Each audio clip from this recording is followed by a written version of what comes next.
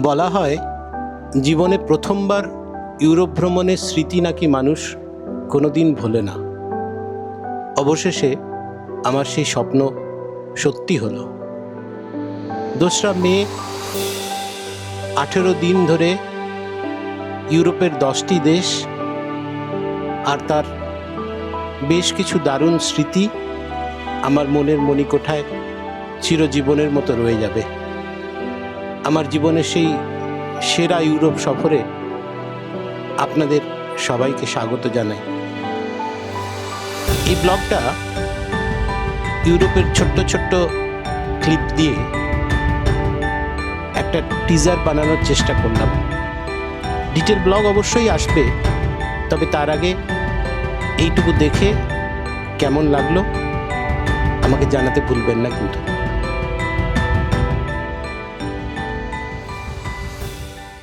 3রা মে আমরা গ্যাটউইক বিমানবন্দর থেকে নেমে চলে এসেছিলাম বিশ্ববিখ্যাত নাট্যকার উইলিয়াম শেক্সপিয়ারের জন্মস্থান স্ট্র্যাটফোর্ড আপন হেভেনে।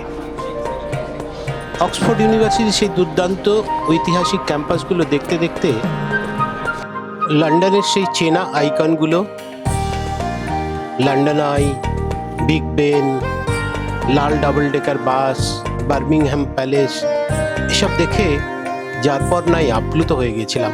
তারপর হারউইচ পোর্ট থেকে এক বিশাল স্টেনা লাইন ক্রুজে উত্তর সাগর পাড়ি দিয়ে চলে এলাম মূল ইউরোপ ভূখণ্ডে।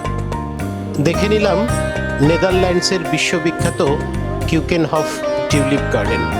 ব্রাসেলসের অ্যাটোমিয়ামের সামনে ছবি তুলে বিখ্যাত ম্যানেকান পিসের মূর্তি আর গ্র্যান্ড প্যালেস স্কোয়ারে ঘুরে ঘুরে দেদার বেলজিয়াম চকলেট কিনলাম। এবার এলো প্রেমের শহর প্যারিস।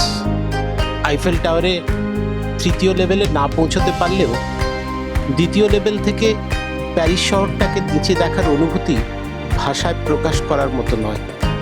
এরপর লুভর মিউজিয়ামে গিয়ে নিজের চোখে বিশ্ববিখ্যাত মোনালিসার পেন্টিং দেখা এ যেন এক পরম প্রাপ্তি। আর সিন নদীর বুকে রোমান্টিক ক্রুজ রাইড দিয়ে আমাদের প্যারিসের ডায়েরি শেষ হলো। প্যারিস ছেড়ে দীর্ঘ 8 ঘন্টার এক চোখ জোড়ানো বাস জার্নি করে আমরা পৌঁছে গেলাম সেন্ট্রাল সুইজারল্যান্ডে, অ্যাঞ্জেলবার্গে। এখানকার পাহাড়গুলোর সৌন্দর্য এক অন্য গ্রহের মতো। কগহুইল ট্রেনে করে পৌঁছে গেলাম top of the Europe, mount জাংফ্রাউতে। আর মাউন্ট টিটলিসে চড়ে বসলাম পৃথিবীর প্রথম রিভলভিং কেবল কারে। 3020 মিটার উচ্চতায় বরফের গুহা দিয়ে হাঁটা, আর দূরে আল্পসের পাহাড়গুলোর বরফ ঢাকা দৃশ্য দেখে বিস্ময়ে হতবাক হয়ে গেছিলাম। আর ঘুরে দেখলাম লুসার্নের ঐতিহাসিক ক্যাপেল ব্রিজ আর ইউরোপের বৃহত্তম জলপ্রপাত রাইন ফলস।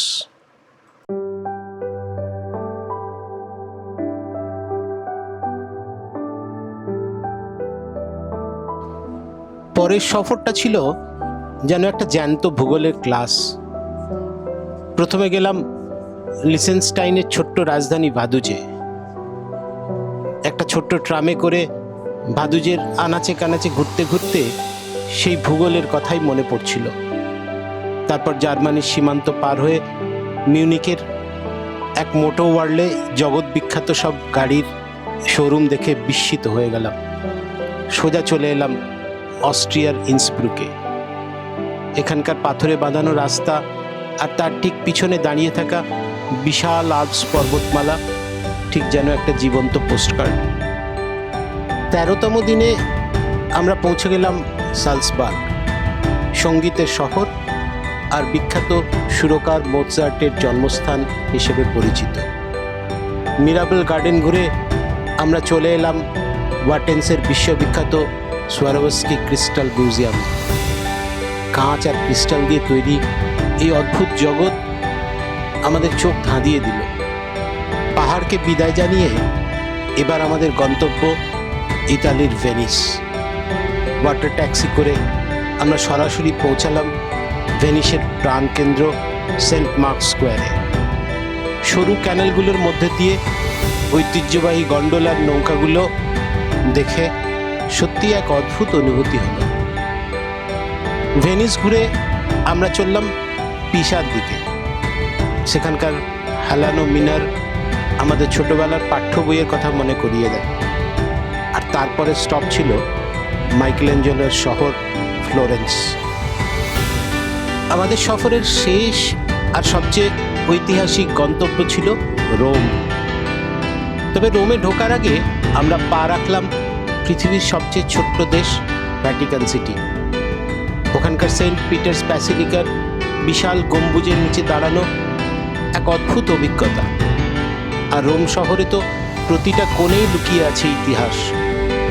কলোজিয়ামের সামনে দাঁড়িয়ে মনে হচ্ছিল যেন 1000 বছর আগের গ্ল্যাডিয়েটরদের লড়াই, তাদের গর্জন এখনো শোনা যাচ্ছে।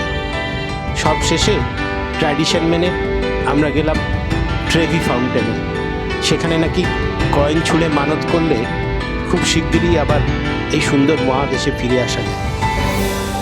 লন্ডনের আধুনিক ব্যস্ততা থেকে শুরু করে রোমের প্রাচীন ইতিহাস আমার প্রথম ইউরোপ সফর আমার প্রত্যাশার চেয়েও অনেক বেশি সুন্দর ছিল।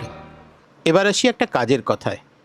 এই 18 দিনের ইউরোপ ট্যুরটা আমরা করেছিলাম গো এভরিওয়্যার ট্যুরস অ্যান্ড ট্রাভেলসের থ্রু দিয়ে।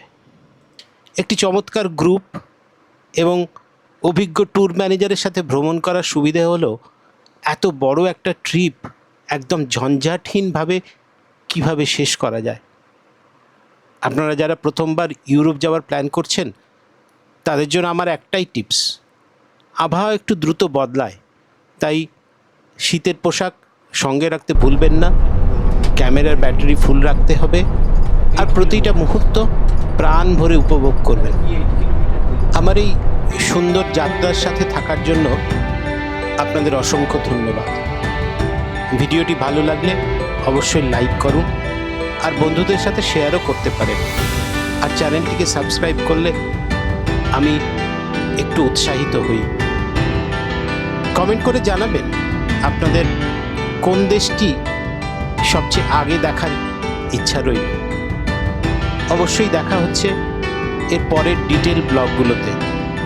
প্রত্যেকটা দেশের খুঁটিনাটি বিবরণ, আমরা যেখানে যেখানে গিয়েছিলাম, আর কলকাতা থেকে ইউরোপ যাওয়ার ভিসা কেমন করে প্রসেস হয়, হোটেলের খাওয়া দাওয়া কীরকম ছিল, খরচাপাতি বা কীরকম হলো, আর তার সঙ্গে আবহাওয়া আর প্যাকিং কিভাবে করবেন, এসব খুঁটিনাটি তথ্য পরের ব্লগগুলোতে দেওয়ার চেষ্টা করব। কিন্তু আমি তো কোনো প্রফেশনাল ব্লগার নই, তাই একটু সময় চেয়ে নিলাম আপনাদের কাছ থেকে। আশা করি সেইটুকু নিশ্চয়ই পাবো।